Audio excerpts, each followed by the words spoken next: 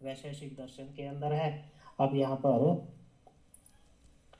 द्रव्य के यहाँ पर लक्षण कहा है, तो इसके लिए सूत्र लिखा है क्रिया गुणवत् समवायी कारणमिति द्रव्य लक्षणम।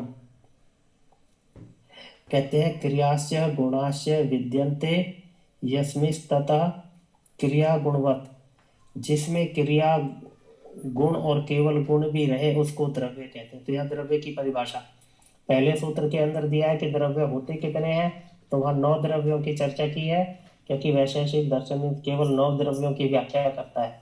उसके बाद द्रव्य होता क्या है, उस द्रव्य की परिभाषा दी है जिसमें क्रिया गुण और केवल गुण रहे। अर्थात जो द्रव्य होता है उसके अंदर 2 चीज होती है, क्रिया होती है और गुण होते हैं। तो ये सब में दोनों चीज नहीं होती, कहते कुछ के अंदर केवल गुण भी रहे। अर्थात कुछ द्रव्य ऐसे हैं जिसके अंदर केवल गुण रहते हैं, क्रिया नहीं होती, तो कहते उनको द्रव्य कहते हैं। अब इसके अंदर से कौन से गुण ऐसे हैं, कौन सी द्रव्य ऐसे हैं जिसमें क्रिया और गुण दोनों होते हैं, और कौन से ऐसे हैं जिसके अंदर केवल गुण रहते हैं। कहते उनमें किसमें से, जो 9 ऊपर बताए हैं उनमें से पृथ्वी जल तेज वायु मन और आत्मा, ये 6 द्रव्य क्रिया वाले और गुण वाले। अर्थात इन ये 6 द्रव्य 9 में से 6 के अंदर क्रिया भी है और गुण भी है। और कहते हैं आकाश काल और दिशा, ये 3 क्रिया रहित गुण वाले हैं। तो इनमें 3 में केवल गुण गुण है, इसमें क्रियाएं नहीं है, और बाकी 6 के अंदर क्रिया भी है और गुण भी है। और आगे यहाँ पर समवायी के लिए कहते हैं, समवायी क्या है, कहते हैं समवेतुम शीलम यश तत्समवायी प्रागवृत्तित्वम कारणम समवायी च तत्कारणम च समवायी कारणम। और एक लिखा है लक्ष्यते येन तत्लक्षणम। इसका अर्थ आगे करेंगे, पहले ये समवायी का विषय करते हैं। जो मिलने के स्वभाव युक्त कार्य ऐसे कारण पूर्व कालस्थ हो उसको द्रव्य कहते हैं। तो यहाँ पर जो समवायी का अर्थ है, समवायी का अर्थ है जो मिला जाता है। समवायी कारण, जैसे घड़े का समवायी कारण क्या है, मिट्टी है, क्योंकि मिट्टी हमेशा जब तक घड़ा रहेगा तब तक उसमें भी मिट्टी बनी रहेगी। घड़े के बनने के बाद मिट्टी को हटा नहीं सकते, तो मिट्टी क्या हो गई, समवायी कारण। इसके अंदर मिट्टी के अंदर मिलने का गुण है, यह मिलकर मिट्टी के कण आपस में मिलकर घड़े का आकार देते हैं, और जब तक घड़ा बना रहता है तब तक मिट्टी उसके अंदर बनी रहती है। अर्थात जो साथ साथ रहे वो समवायी कारण कहलाता है। और आगे जो यहाँ पर लिखा है लक्ष्यते येन तलक्षणम, इसका अर्थ क्या है, जिससे लक्ष्य जाना जाए। जैसा आंख से रूप जाना जाता है उसको लक्षण कहते हैं।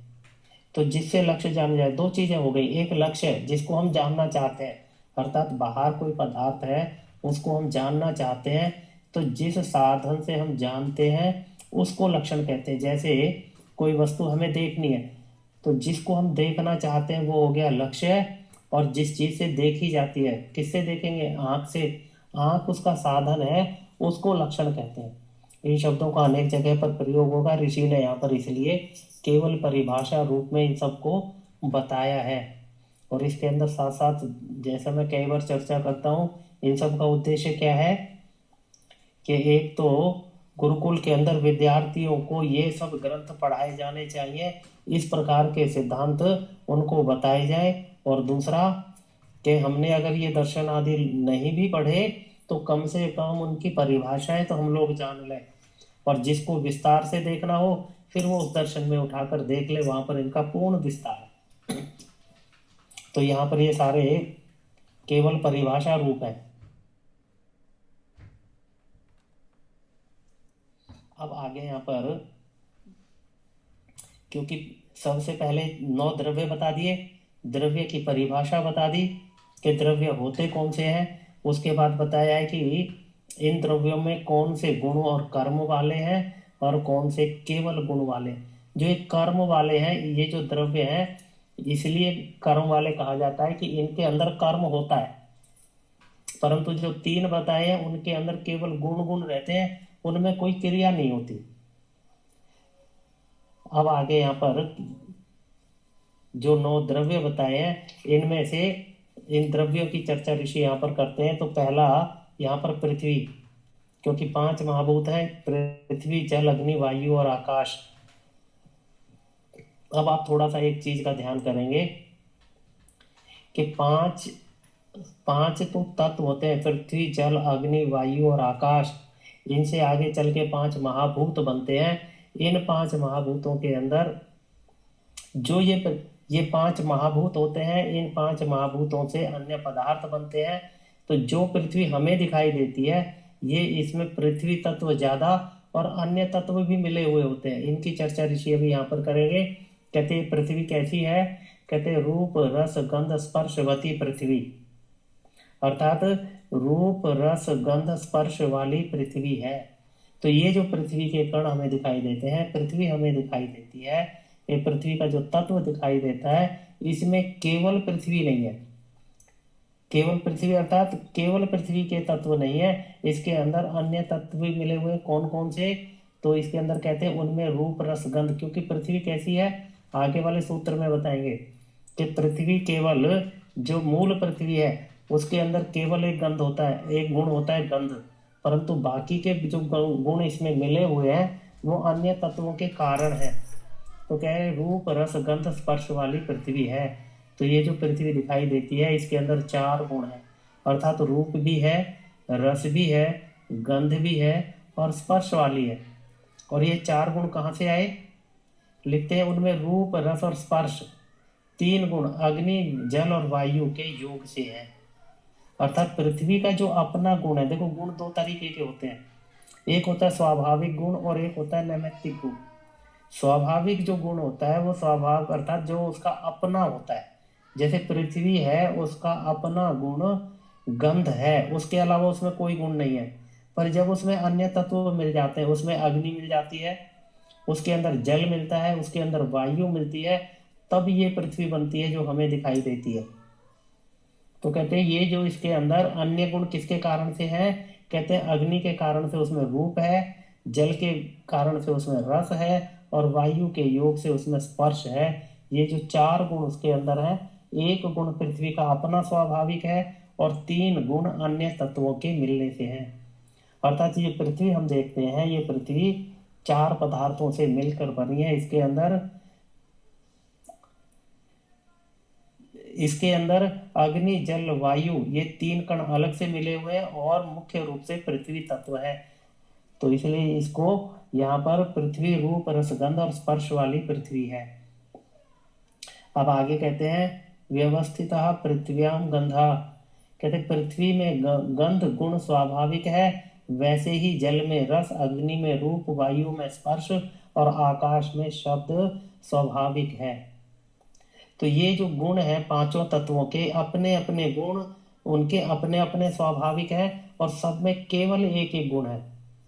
अगर किसी में अन्य गुण है तो वो इसका अर्थ क्या हुआ कि वह अकेला नहीं है, उसमें दूसरे तत्व भी मिले हैं। तो पृथ्वी के अंदर पृथ्वी के साथ साथ 3 तत्व और हैं, इसी कारण से अन्य गुण भी पृथ्वी में पाए जाते हैं।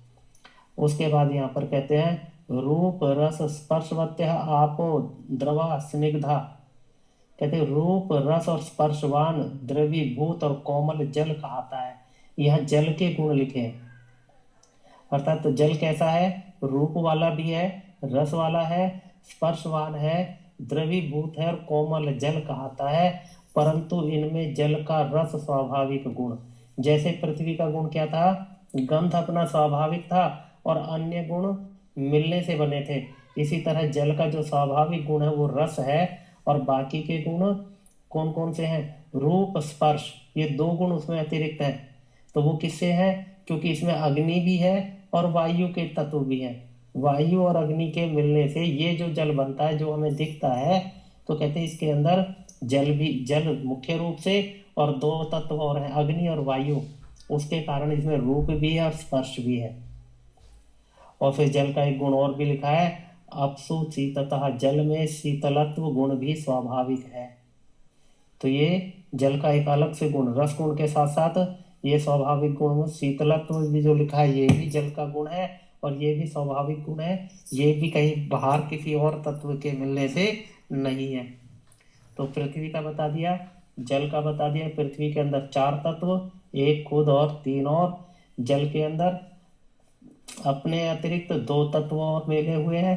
फिर कहते हैं तेजो रूपस रूपस रूप स्पर्शवत। तो अर्थ करते हैं जो रूप और स्पर्श वाला है, रूप और स्पर्श वाला है वह तेज है। अर्थात अग्नि कैसा है, कहते हैं रूप वाली है और स्पर्श वाली है, परंतु इसमें रूप स्वाभाविक और स्पर्श वायु के योग से है। तो ये अग्नि जो दिखाई देती है इसके अंदर अग्नि मुख्य रूप से और वायु इसके साथ मिली हुई है, इसलिए उसके अंदर 2 गुण हैं। एक रूप वाली, ये उसका स्वाभाविक गुण, और स्पर्श किस कारण से है, वायु के होने से स्पर्श है। और आगे लिखते हैं स्पर्शवान वायु, स्पर्श गुण वाला वायु है, परंतु इसमें उष्णता, शीतता, तेज और जल के योग से रहते हैं। अर्थात वायु के अंदर अपना एक गुण है, इसके अंदर कोई और तत्व मिला हुआ नहीं है, ये स्पर्श गुण वाला है, परंतु इसके अंदर अन्य गुण मिल जाते हैं। अगर वायु को गर्म करें तो ये गर्म हो जाती है, अर्थात अग्नि इसमें मिल जाती है, मिली हुई रहती नहीं है। और इसी तरह इसमें शीतलता, अर्थात इसके अंदर शीतलता आती है, तो कहते हैं वो भी जल के योग से आती है। तो इसके अंदर ये अन्य जो पदार्थ मिलते हैं तो उससे इसमें अन्य गुण आ जाते हैं। और कहते हैं ता आकाशे न विद्यन्ते, रूप रस गंध और स्पर्श आकाश में नहीं है। आकाश के अंदर न रूप है, न रस है, न स्पर्श है और न गंध है, चारों गुण उसके अंदर नहीं है, किंतु आकाश का शब्द ही गुण है। तो ये गुण शब्द आकाश का है। आगे यहाँ पर कहते हैं, अब आकाश कैसे कहते किसको हैं, लिखते हैं निष्क्रमण प्रवेश नमित्याकाश्य लिंगम, जिसमें प्रवेश और निकलना होता है वह आकाश का लिंग है। लिंग अर्थात उसका चिन्ह, उसकी पहचान। आकाश का गुण क्या है, कहते हैं इस आकाश के अंदर प्रवेश और निकलना होता है। किसी भी पदार्थ को रखना हो तो आकाश चाहिए, और इसी आकाश में से निकलता है और इसी के अंदर हम पदार्थों को रखते हैं। ईश्वर ने भी जो पूरी सृष्टि बनाई है, ये सृष्टि कहाँ पर बनाई, बनाने के बाद उसको रखा कहाँ, कहते हैं आकाश में रखा। आकाश अर्थात ये आकाश नहीं जो हमें दिखाई देता है, आकाश अर्थात निर्वात खाली जगह, उसको आकाश कहा है।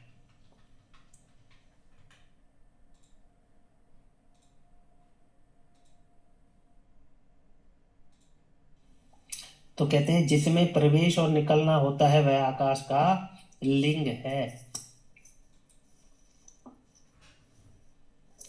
आगे कहते हैं कार्यांतरा प्रादुर्भावाच शब्द स्पर्शवताम गुण, अन्य पृथ्वी आदि कार्यों से प्रकट न होने से शब्द स्पर्श गुण वाले भूमि आदि का गुण नहीं है, किंतु शब्द आकाश ही का गुण है।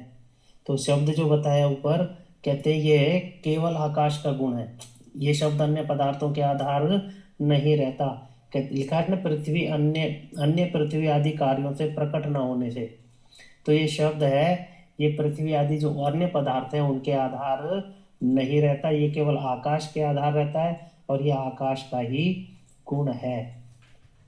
एक और परिभाषा यहाँ पर केवल ऋषि ने वैशेषिक दर्शन की केवल परिभाषा दी है। अब यहाँ पर एक परिभाषा और देते हैं। आचार्य जी इसको जरा दोबारा से स्पष्ट करें। अच्छा मैं बता, केवल जो अंतिम में बताया ये या 5 पदार्थों का? नहीं नहीं, एक तो ये तो समझ आता है कि शब्द जो है आकाश का ही गुण, आकाश ही का गुण है, बाकी उसके बाद क्या बताया है वो क्लियर नहीं हुआ। निष्क्रमण से बता दो, निष्क्रमण यहाँ से। अच्छा देखो आकाश के बारे में पहले, बाकी चारों तो समझ में आ गए। हाँ जी बिल्कुल समझ आ गया। पृथ्वी जल अग्नि हाँ जी। वायु 4 आ गए, 5 आकाश की बात कर देता हूँ। देखो सबसे पहले कहा है ता आकाश न विद्यन्ते, अर्थात आकाश में ये सब विद्यमान नहीं है। को क्या चीज विद्यमान नहीं है, जिनकी चर्चा ऊपर की गई। इसी प्रकार सूत्र बनते वो हैं जो स्पष्ट है, सिर्फ यही समझना है। चलो कोई नहीं, मैं फिर भी कोई दिक्कत नहीं, इसको मैं दोबारा कर देता हूँ सारा। आकाश का लिंग है ये। कोई बात नहीं जी, मैं ये 3 ही सूत्र है, तीनों को बता देता हूँ।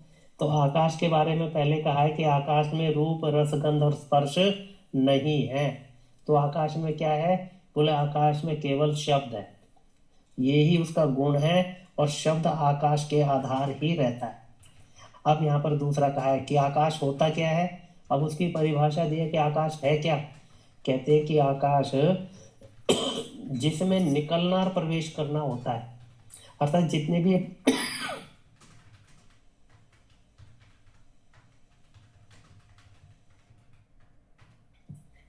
ये पदार्थ हैं, जितनी भी ये वस्तुएं हैं, जो जड़ जगत हमें सारा दिखाई देता है, ये कहाँ पर है? ये आकाश में ठहरा हुआ है।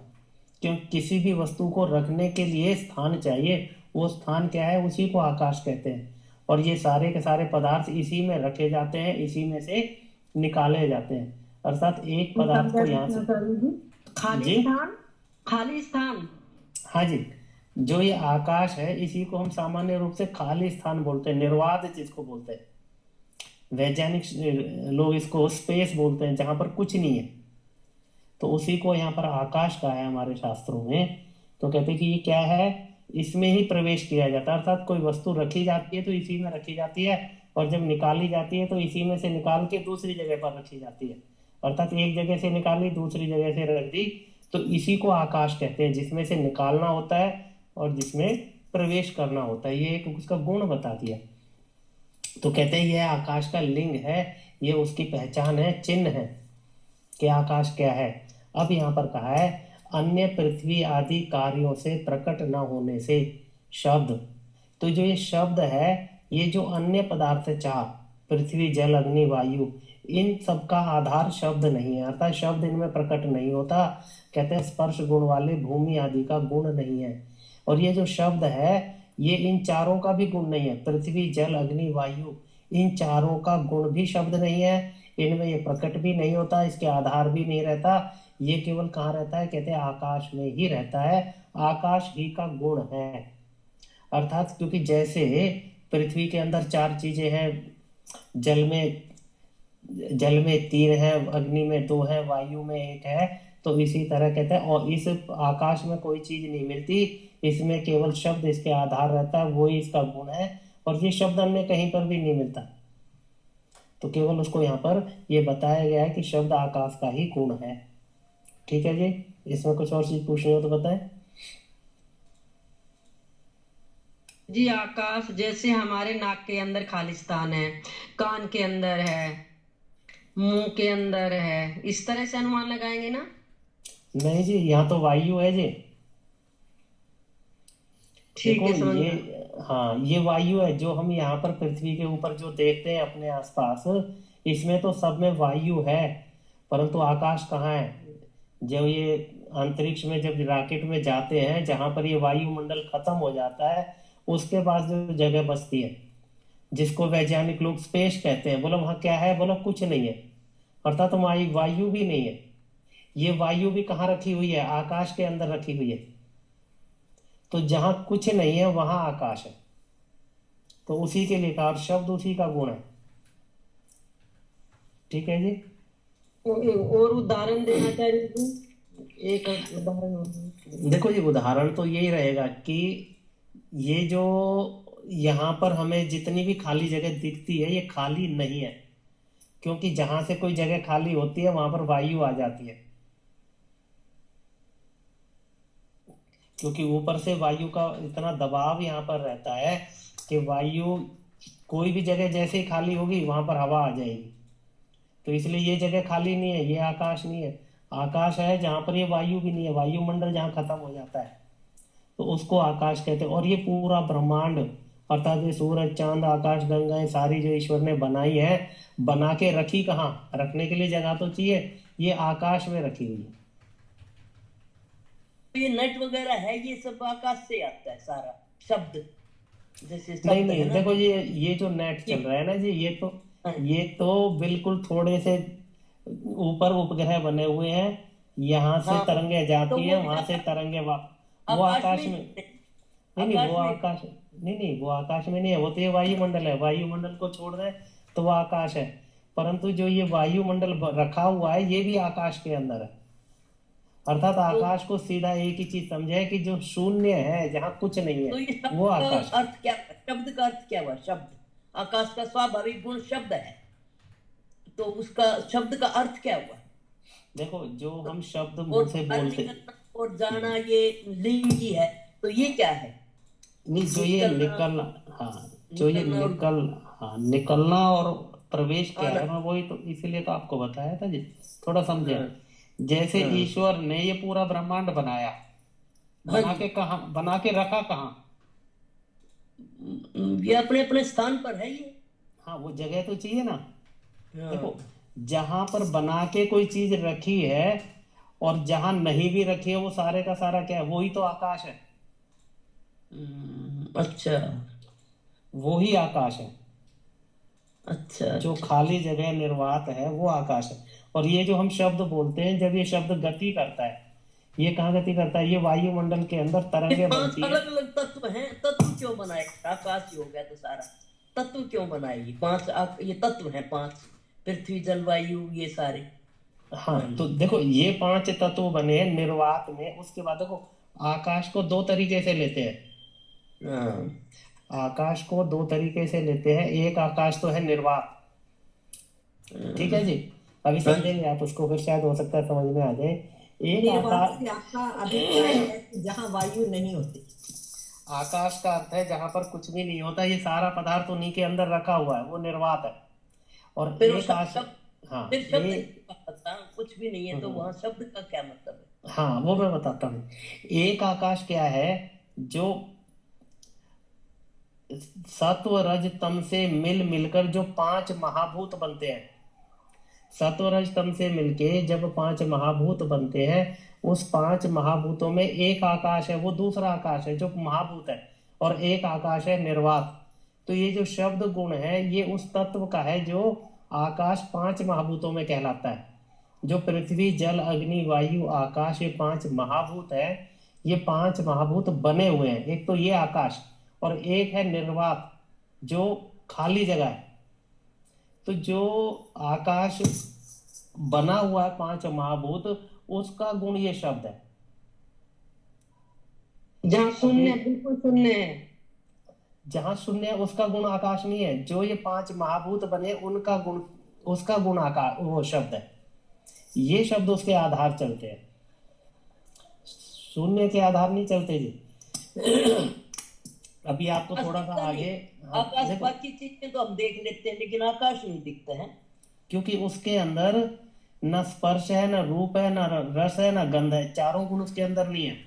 इसलिए वो आकाश का ना तो दिखता है, ना उसका स्पर्श होता है। जैसे वायु का स्पर्श होता है कि उसके अंदर स्पर्श गुण है। अभी थोड़ा सा आगे चल के ऋषि बताएंगे कि सत्व स्तंभ से ये पदार्थ बनते किस तरीके से हैं।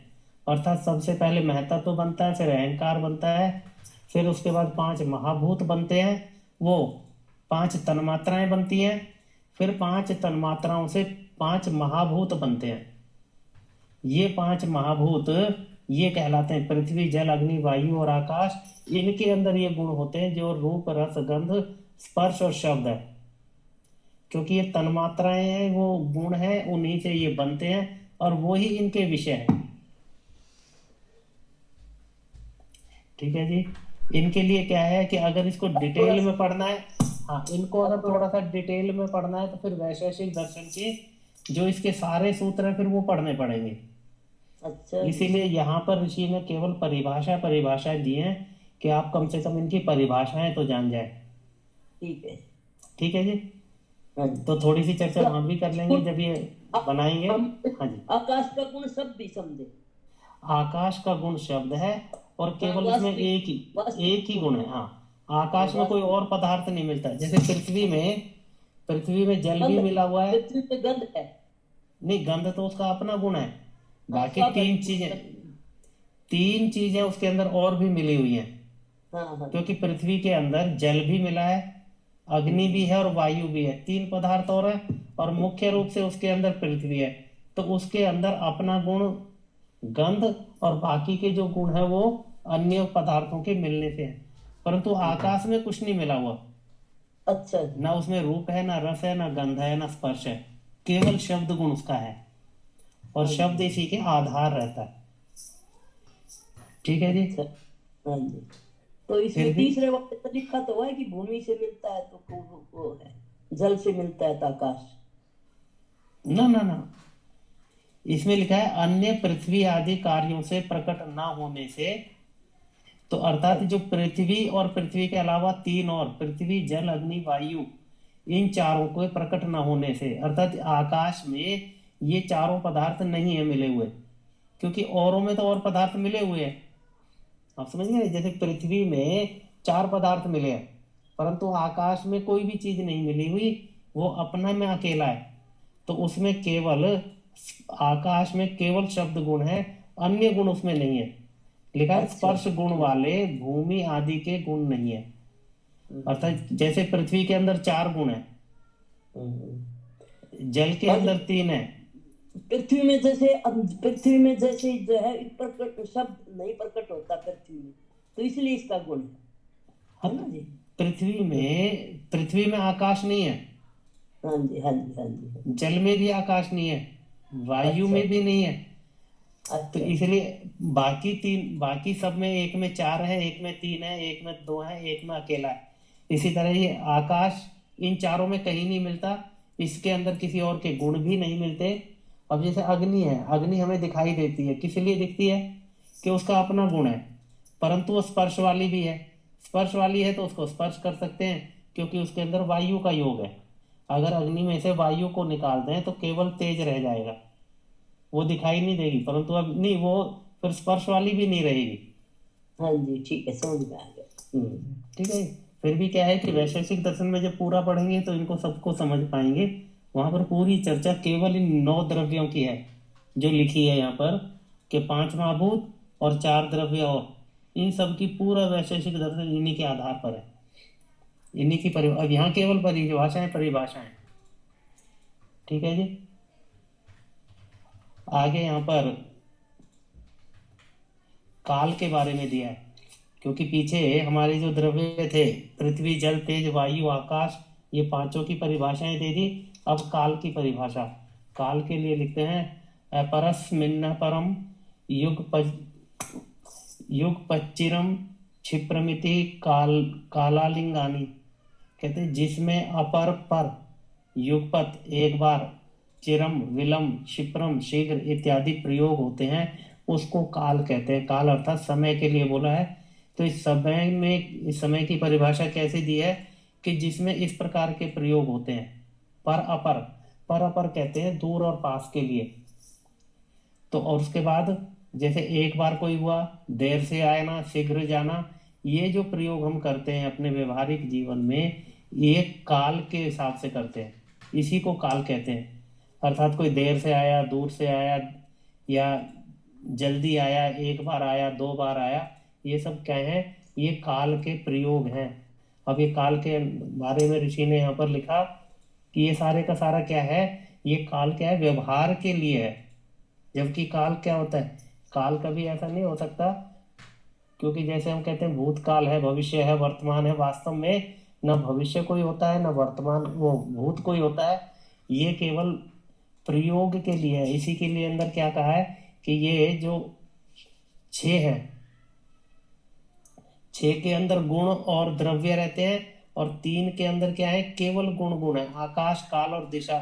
तो ये आकाश है, ये जो काल है, काल के अंदर कोई क्रिया नहीं होती, अर्थात काल के अंदर क्रिया होती है, परंतु काल में क्रिया नहीं है। अन्य जो पदार्थ हैं इनमें क्रिया होती है। तो इसीलिए यहाँ पर क्या है कि काल किसको कहते हैं? कि जिसके अंदर केवल जिस तरह की ये क्रियाएं हम व्यवहार में करते हैं, इसके लिए इसका नाम काल दिया है। वैसे काल केवल वर्तमान रहता है, जो पीछे चला गया वो कोई काल नहीं, जो आगे आने वाला है वो कोई काल नहीं। तो केवल वर्तमान काल होता है, परंतु ये व्यवहार के लिए काल बनाया गया है। उसके बाद यहाँ पर काल के लिए कहते हैं नित्येष्व भावादनित्येषु भावात् कारणे काला खेती, जो नित्य पदार्थों में ना हो, अनित्यों में हो, इसलिए कारण में ही काल संज्ञा है। तो काल संज्ञा किसके लिए दी है? कहते जो नित्य पदार्थ होते हैं उसमें काल नहीं होता। नित्य पदार्थ कौन से? जैसे परमात्मा नित्य है, तो परमात्मा में काल संज्ञा नहीं होती, अर्थात परमात्मा के लिए ना तो ये कह सकते कि ये पहले नहीं था, या आज नहीं है, या आगे नहीं होगा, या पहले था अब नहीं है। अर्थात काल वहां पर चलता है जो अनित्य पदार्थ है। अनित्य पदार्थ अर्थात जो बनते और बिगड़ते रहते हैं उसमें काल संज्ञा होती है। अर्थात ये पदार्थ पहले नहीं था, आज है। जैसे सृष्टि है, सृष्टि जब बनी थी उससे पहले नहीं थी, आज है, कभी एक समाप्त हो जाएगी। तो कहते हैं ये अनित्य पदार्थों में काल संज्ञा होती है। काल की जो गणना होती है, काल का जो व्यवहार होता है वह केवल अनित्य पदार्थों में होता है। नित्य पदार्थों में काल का व्यवहार नहीं होता। अच्छा, ये जो काल है, दिशा है, ये दोनों के दोनों क्या हैं? ये काल्पनिक है, इसके नाम से कोई तत्व नहीं होता। ये दोनों केवल व्यवहार के लिए है, काल और दिशा। तो इसीलिए कहा है कि नित्य पदार्थों में यह नहीं होती और अनित्यों में होती है। तो काल के बारे में पहले एक बता दिया कि काल के अंदर ये सारे व्यवहार होते हैं, और दूसरा नित्य और अनित्य के बारे में कि नित्यों में काल की गणना नहीं होती, ये हमेशा वर्तमान ही रहते हैं। और उसके बाद बताते हैं, आज का फिर इतना ही रखते हैं। आपकी इसके अंदर शंकाएं भी काफी होंगी, क्योंकि इसके अंदर ऋषि ने केवल परिभाषा दी है और बड़ा पूर्ण सोचने रूप। के लिए मजबूर कर रहे हैं। हाँ, परंतु क्या है, इन सब पदार्थों को जानने के लिए वैशेषिक दर्शन पढ़ना आवश्यक है। ये तो पहले और दूसरे अध्याय के कुछ सूत्र यहाँ पर ऋषि ने दिए हैं, केवल इसलिए कि कम से कम इन पदार्थों का ज्ञान तो थोड़ा सा हो जाए, क्योंकि पूरा उसके लिए तो वहीं पर जाना जाएगा। फिर भी मैं कोशिश करूंगा थोड़ा सा आपको सरल करके समझाने का, जितना मुझे पता है। तो मंत्र पाठ के बाद आपकी जो शंका हो फिर भी आप पूछें, मैं बताने ये का तो प्रयास मोटिवेट करूँ। कर रहे हैं, इंस्पायर कर रहे हैं कि ये पढ़ो वैशेषिक दर्शन। हाँ देखो जी, ऋषि ने तो ये लिखा है कि दर्शन पढ़ने चाहिए जी, बिल्कुल ठीक बात है जी। तो एक बार मंत्र पाठ करते हैं, फिर आपकी शंका हो तो अवश्य रखें। ओम विश्वानि देव सवितर्दुरितानि परासुव यद्भद्रं तन्न आसुव। ओम शांति शांति शांति। ओम। सभी को नमस्ते जी। नमस्ते जी। जो ये जो चीज, हाँ, जो समझ में ना आए वो पूछो, मैं प्रयास करता हूँ। अर्थापत्ति एक बार बताओगे? जैसे मान लिया बादल हो तो उस समय कहते कपड़े उतार लो, तो ये अर्थापत्ति हुआ क्या? कपड़े हाँ देख, बादल, हाँ अर्थापत्ति देख, ये होता हाँ है। अर्थापत्ति में ये है कि जल, तेज, वायु, आकाश, काल, दिशा, आत्मा और मन, ये नव द्रव्य हैं। वैशेषिक दर्शन के अंदर इन 9 द्रव्यों की चर्चा है। तो उनकी यहाँ पर ऋषि ने गिनती दे दी, उनके नाम बता दिए कि 9 द्रव्य कौन कौन से हैं, और इसी के बारे में आगे जानेंगे। यहाँ पर भी जो ये 9 द्रव्य दिए हैं ऋषि, इनकी भी परिभाषा देंगे।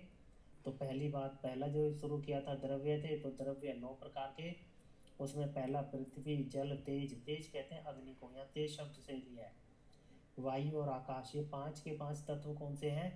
ये पांचों महाभूत हैं। अर्थात पृथ्वी, जल, अग्नि, वायु और आकाश, पांचों महाभूत। और उसके बाद है काल और दिशा। काल कहते हैं समय को, और दिशा के बारे में आप जानते हैं, पूर्व, पश्चिम, उत्तर, दक्षिण, और उनके बीच की जो दिशा है उनका। शाम कालो दिगात्मा मना इति